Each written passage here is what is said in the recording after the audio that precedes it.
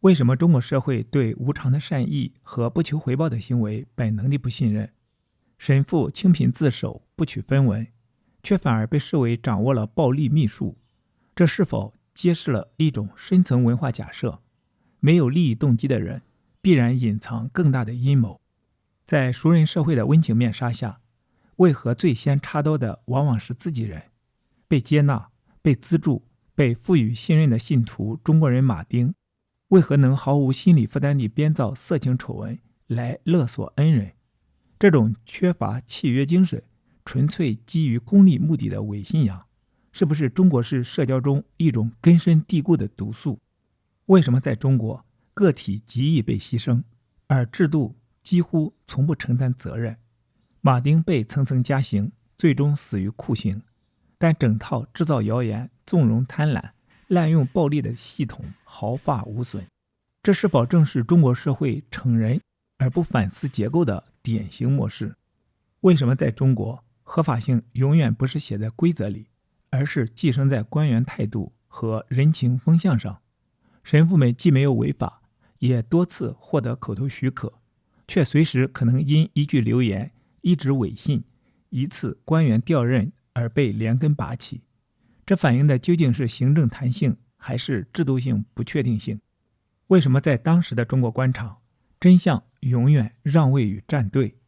曾經贈送牌匾、百般呵護的領西道，為何僅因為一封偽造的信函和同僚的升遷，就能瞬間變臉，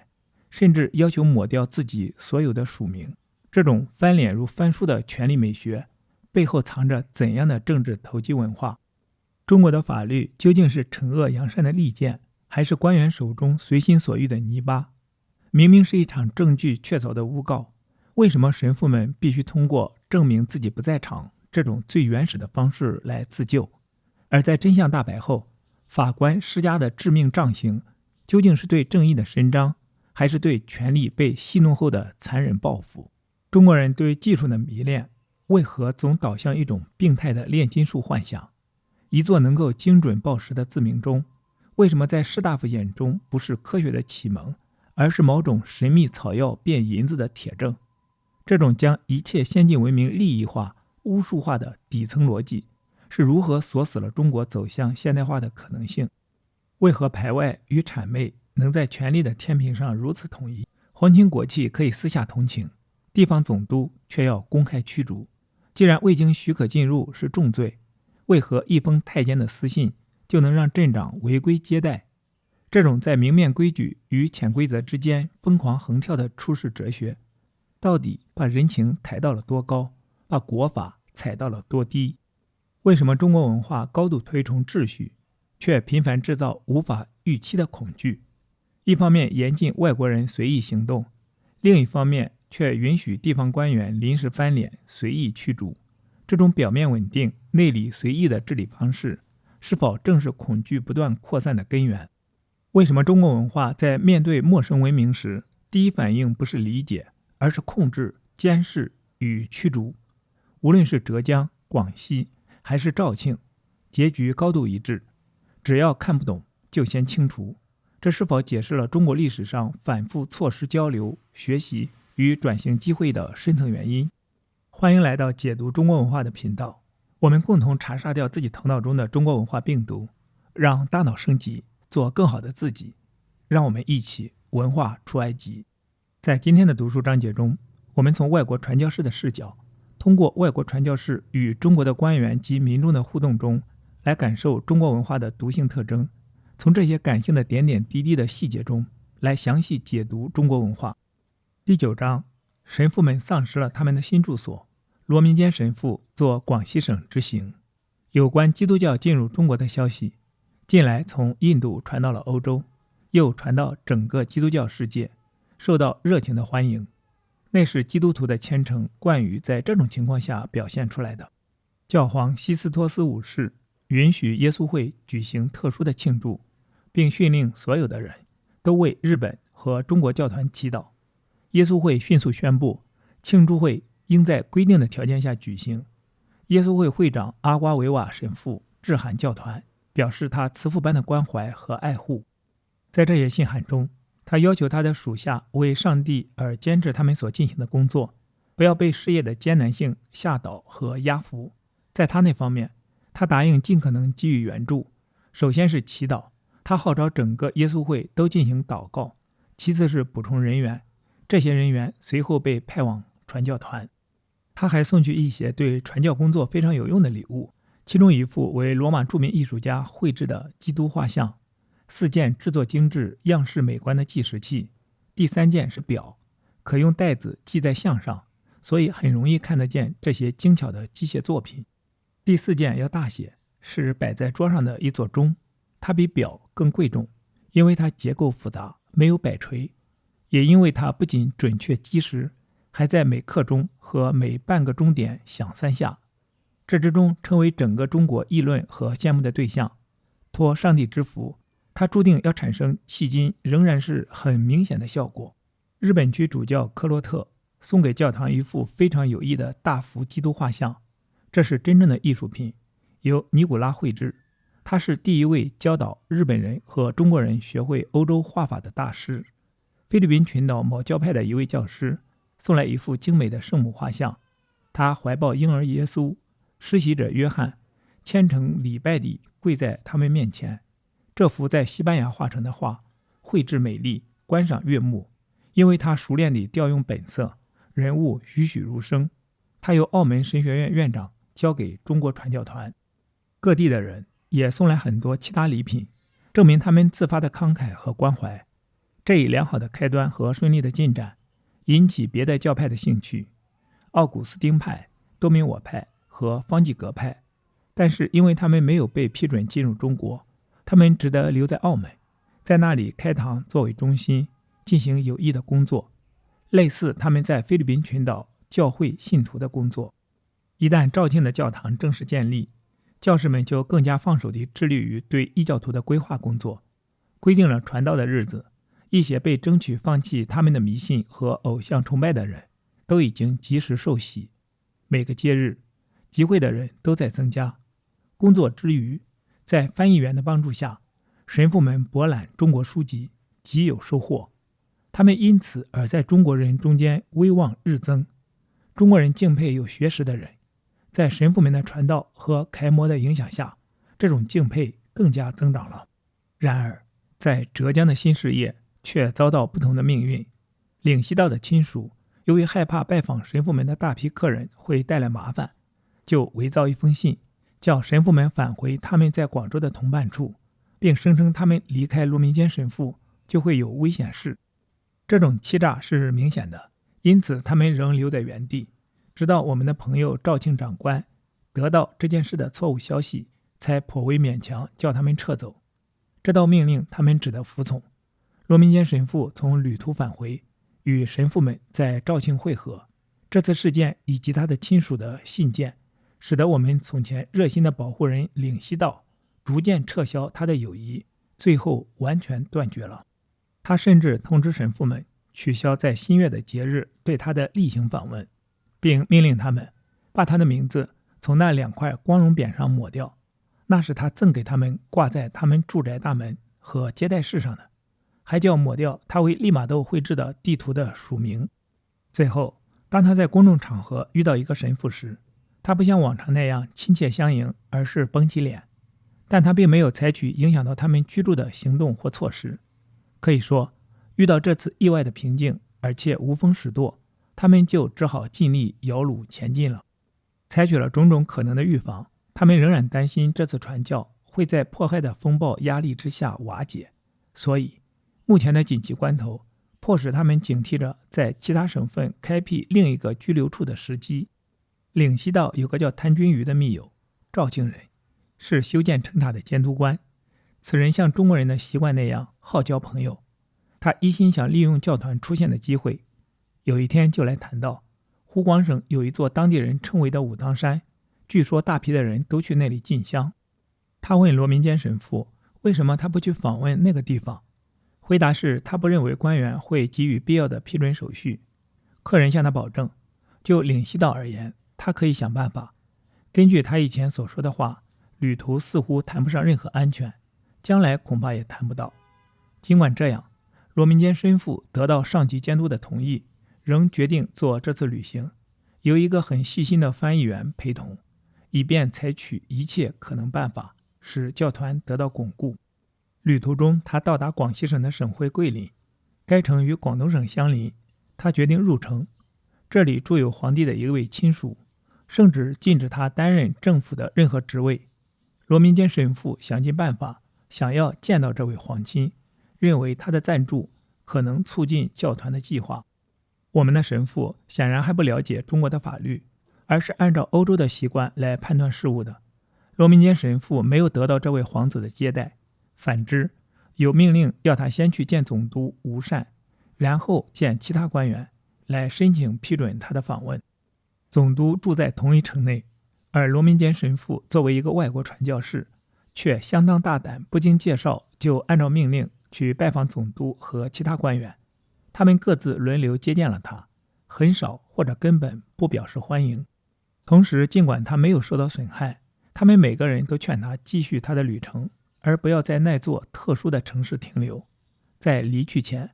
他仍抱有某種成功的希望，再度請求會見那位皇族，但他先送去的禮物被退了回來，而且要求他馬上離開省城。他這樣做了，這時全城都貼出反對他到來的告示，也多少促使他趕快離開。他的到來使他居住的那部分城區的警察處於緊急狀態，因為未經主管官員的許可，竟然讓一個外國人進入該城。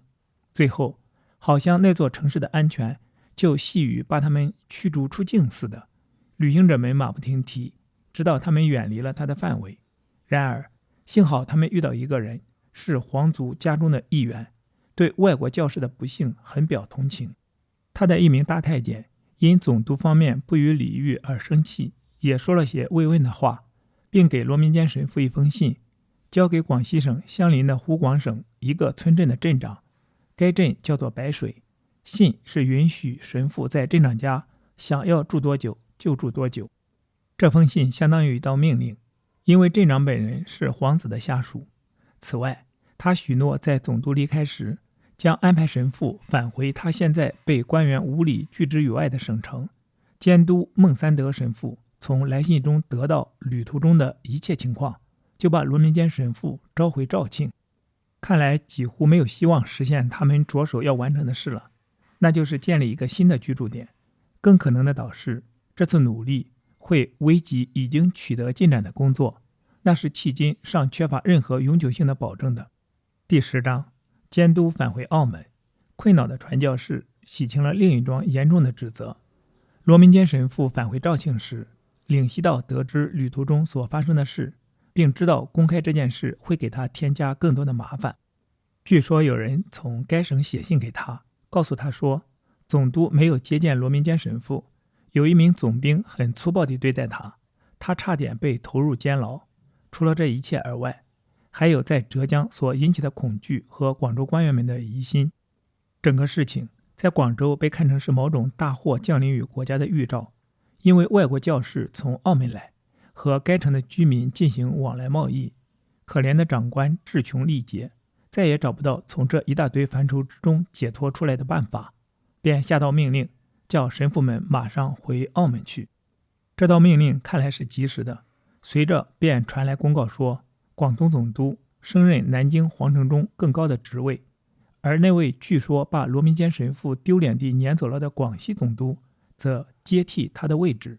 以此為借口，長官便向神父們下令說，他們都必須返回他們原來的地方澳門去。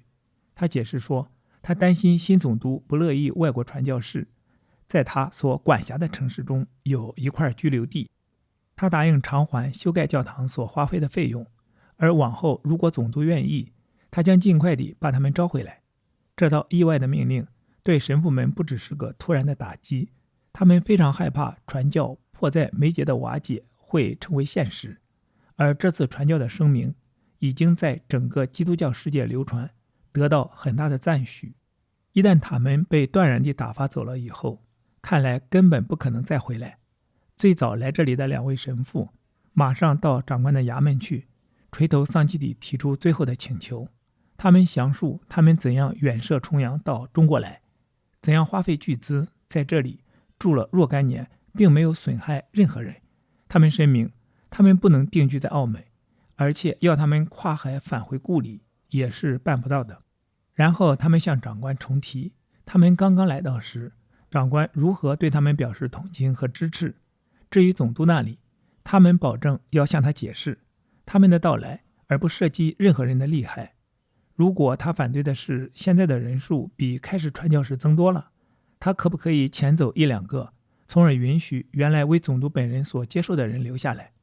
他对这些的回答是彬彬有禮的，說他本人始終很看重神父，他沒有理由反對他們。但他一再得到廣州官員的來函，聲稱他們擔心教團的出現會給國家帶來大禍。除此之外，還有百姓的憎恨。百姓不滿的是，那本屬於他們工作的修塔功勞，卻錯誤地歸美於外國人，而他們則首先付出了勞動，還花了錢。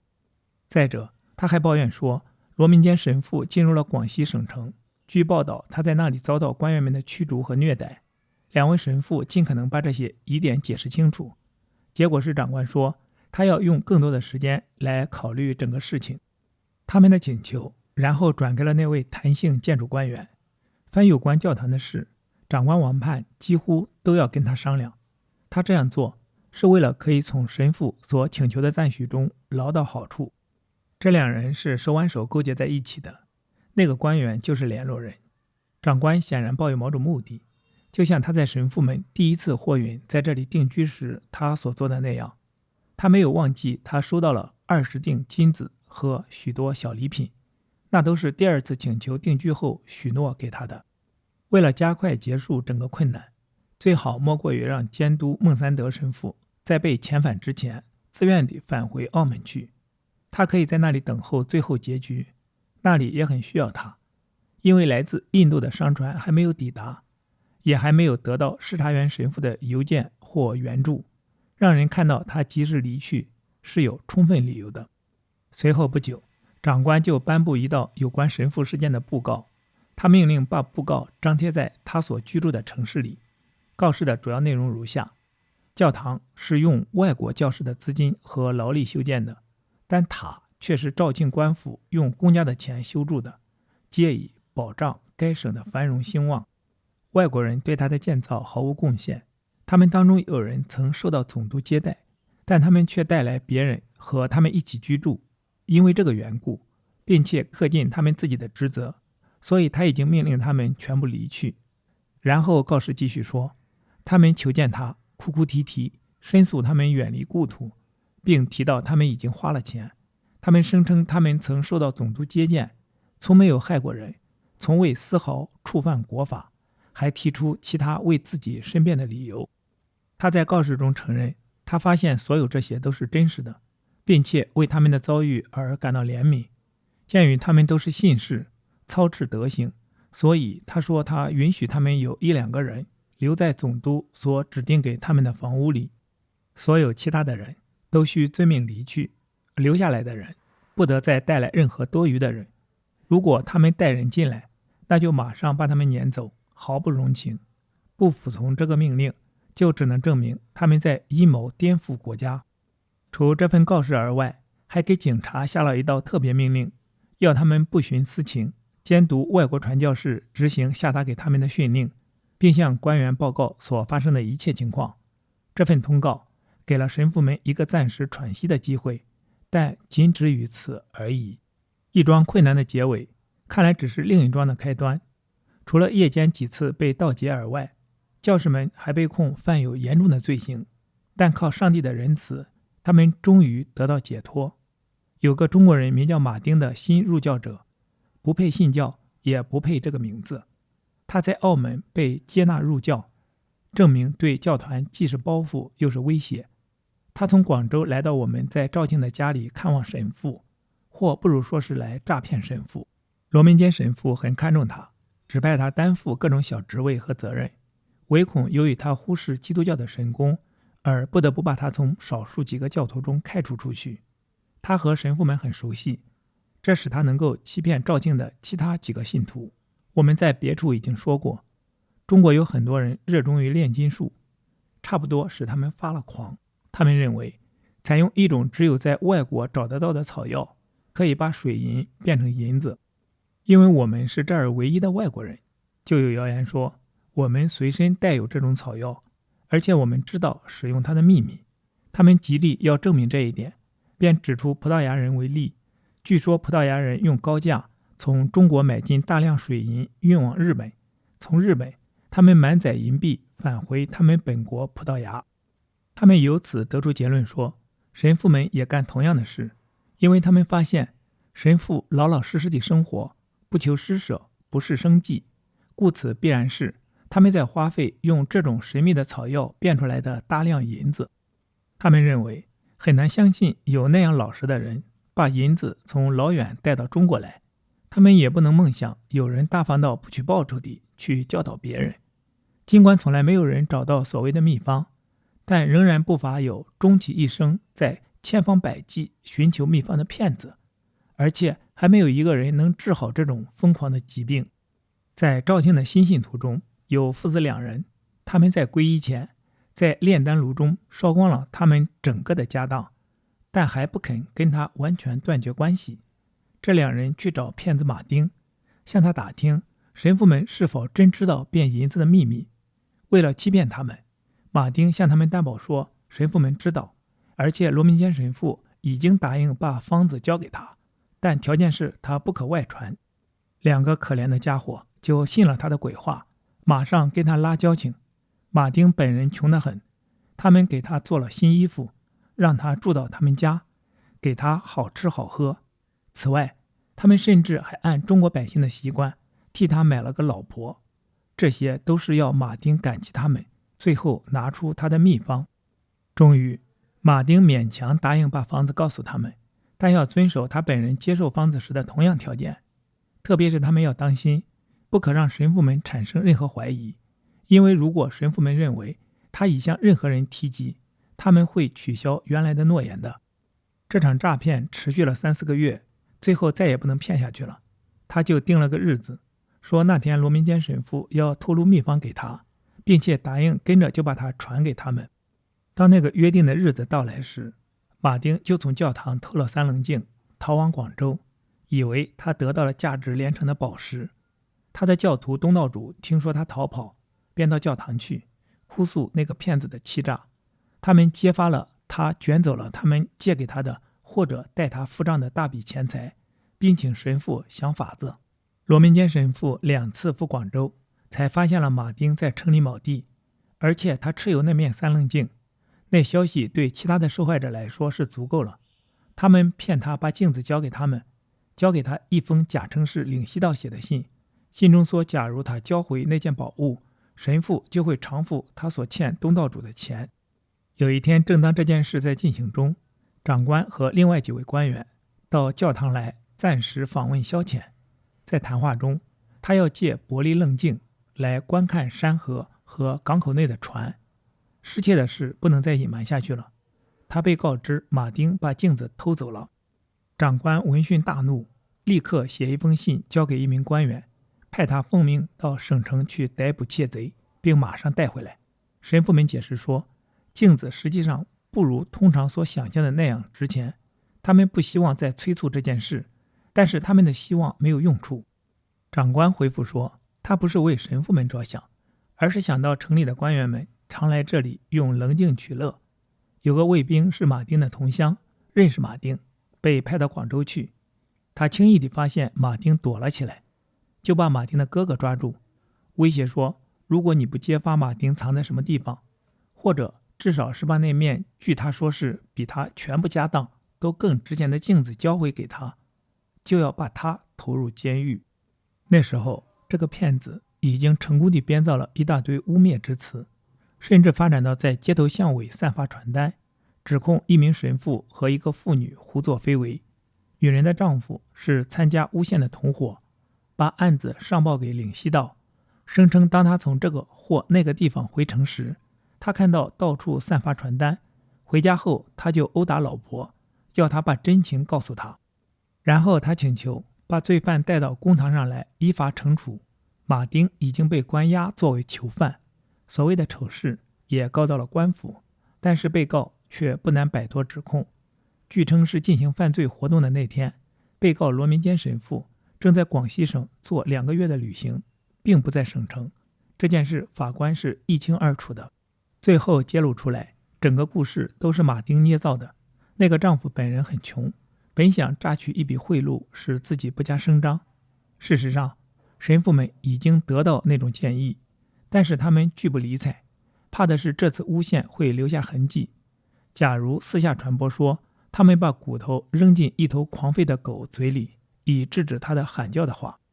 那個男人害怕結果是得不償失，就逃跑了。當案子在公堂上審判時，法官得到消息說，那個男人的家是空的，他和他老婆都不見了。公堂的判決宣布神父完全無罪，馬丁卻犯了誣謗罪。接着下令把他帶到長官面前，當着羅明堅神父的面，把他狠狠打了20大竹板，判他償還債主，並且罰去做划船苦役。宣判之後，就把他送給上级領西道，請他批准這次判決，因為是他把案子交給長官辦理的。這時那個倒霉的家伙徹底完蛋了，因為當領西道聽說全部真相時，他就命令再打60竹板，和上次一樣狠。然後罪人被戴上枷鎖，淪落到被他所有的朋友和親戚都遺棄了的地步。神父們是他的受害人，但只有他們留下來照看他。他們這樣做了，並盡可能地幫助他，直到他受刑幾天後因傷死去。這件案子對其他罪犯也是一個可怕的震懾例子。從馬丁那裡接受鏡子的另一個信徒，聽說馬丁被拘，就自動把他交還給教團。他害怕官府得知伯利鏡在他家裡，他也會被逮捕，被控以盜竊罪的。因此，靠上帝的恩典，神父們擺脫了危險的處境，並免除了一項醜聞。好，今天的讀書分享暫時到這裡。今天我們讀了第2卷第9章，神父們喪失了他們的新住所，羅明堅神父做廣西省執行。第10章，監督返回澳門，困擾的傳教士洗清了另一樁嚴重的指責。期待在下一次的解讀中國文化中與你再相逢。